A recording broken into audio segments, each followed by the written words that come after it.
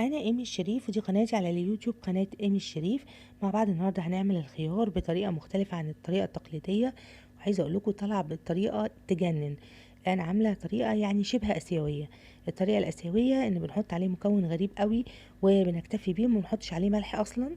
انا هنا بقى حاطة الملح بس بكمية اقل شوية، وحاطة خل، وحاطة مكون تاني مش تقليدي هيودي الوصفة في حتة تانية. طلع طعمه حلو قوي، يعني طعمه درجة الملح اللي فيه معقولة جدا، يعني ما يعتبرش مؤذي بالدرجة الكبيرة يعني. وفي نفس الوقت طعمه حلو كده ومقرمش ومستوي بسهولة خالص. يعني الوصفة دي كده انا بعد 3 ايام بالظبط كان اخد اللون الحلو ده. انا اول حاجة بجيب الخيار، انا جايباه حجمه مش صغير، يعني متوسط، علشان يديني قطع بالشكل اللي انتوا شفتوه في اول الفيديو.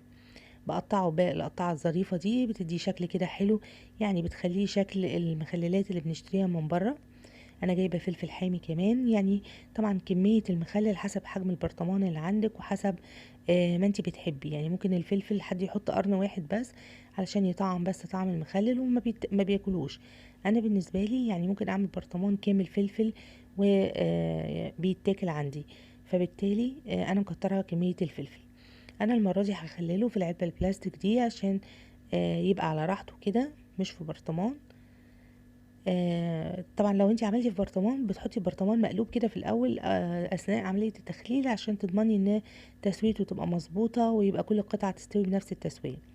انا بقى في العلبه حملاها ميه بالمحلول بتاعها واغطيها واحطها، وعايزه اقول لكم هيستوي، وهيستوي كمان بطريقه حلوه قوي، وكل القطع بتاعته هتستوي.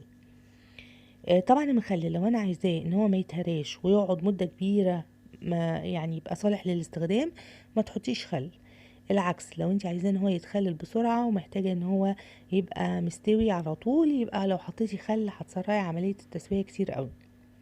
ولو حطيتي ميه سخنه بدل ميه بارده برضو بتسرع عمليه التسويه. انا بقى هنا بجهز المحلول بتاعي عباره عن ميه، حاطه ميه سخنه على ميه بارده الاتنين مع بعض، وهحط ملح بس مش كمية كبيرة قوي زي الكمية المعتادة، وهديها تقليبة سريعة كده بصوا. وبعد كده بحط بقى كمية من السكر، حوالي معلقتين كبار كده. عايزة اقول لكم السكر بيودي الوصفة في حتة تانية، بيخليه طعم المخلل حلو قوي، وفي نفس الوقت حلو يعني جميل، مقصودش مسكر، وفي نفس الوقت بيقلل تأثير الملح. وبحط بقى هنا حوالي ربع كوباية خل بالشكل ده كده. ده كده انا عايزه المخلل بتاعي يستوي بسرعه ومش هيقعد كتير مقرمش، يعني محتاجه ان انا استهلكه على طول اول ما يستوي. قلبت بقى كل المكونات الجميله دي مع بعض، وهبدا احط، ممكن تحطي فص ثوم كمان، ممكن تحطي مع ورق كزبره او كرفس، المتاح عندك هيدي. كل الحاجات دي بتدي طعم مختلف، بس انا هكتفي بالسكر والملح والخل بس كده. وهغطي العلبه زي ما قلت لكم واسيبها. انا هطلعها بره المطبخ خالص، هحطها على السفره، وبعد بالظبط ده اليوم التالت بقى الشكل اللي انتوا شايفينه ده. الفلفل مستوي، الخيار مستوي، الخيار مستوي على مقرمش مش مهري. بس زي ما قلت لكم هيبقى الصلاحيه بتاعه البرطمان مش مده كبيره، لانه هيطرى نتيجه الخل.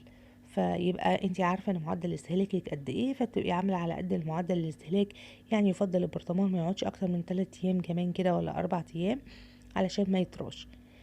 في حاجه تانية ممكن ما تخلوش يطرى بسرعه، ان تبقى الخيارية على بعضها ما تقطعيهاش، فده برضه هيخلي ان هو كان يبقى مدة صلاحيته اكتر شويه. اظن وصفه سهله، يا ريت تجربوها، تقولي رايكم في الكومنتات، واشوفكم فيديو جديد.